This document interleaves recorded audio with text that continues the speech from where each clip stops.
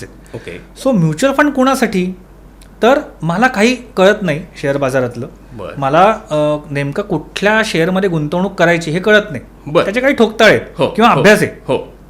उगाच म्हणजे कुठला तरी एक रील बघितलं आणि मी इन्व्हेस्टर झालो शेअर मार्केटमध्ये, असं होत नाही.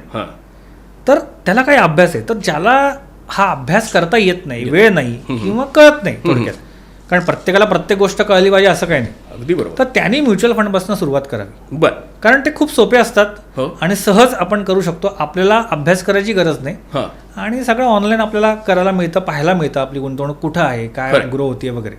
शेअरमध्ये गुंतवणूक करताना बऱ्याचशा गोष्टींचा लेखाजोखा घ्यायला लागतो, कारण तिथं म्हणजे पैसे कमवलेले आहे ते जाणं हा खूप मोठा धोका असतो.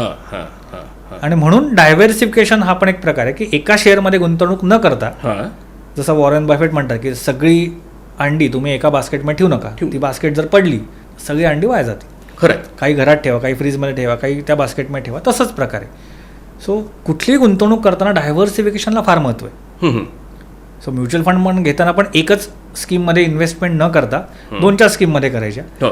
सेम शेअर्स घेताना पण एकच कुठल्या तरी थीमचा किंवा सेक्टरचा शेअर न घेता एक 4-5 सेक्टर किंवा पुढच्या भविष्यात कशाला जास्त तेजी आहे किंवा कशात जास्त बोलबाला आहे अशा गोष्टीचा विचार आपल्याला करता येऊ शकतो. सो नवीन जे लोक आहेत त्यांनी म्युच्युअल फंडचा पर्याय अवलंबावा. ज्यांना 5-7 वर्ष म्युच्युअल फंडमध्ये करून झाले आणि नवीन काय करायची शिकायची इच्छा आहे त्याने नक्कीच अभ्यास करून शेअर बाजारात पाय ठेवावे.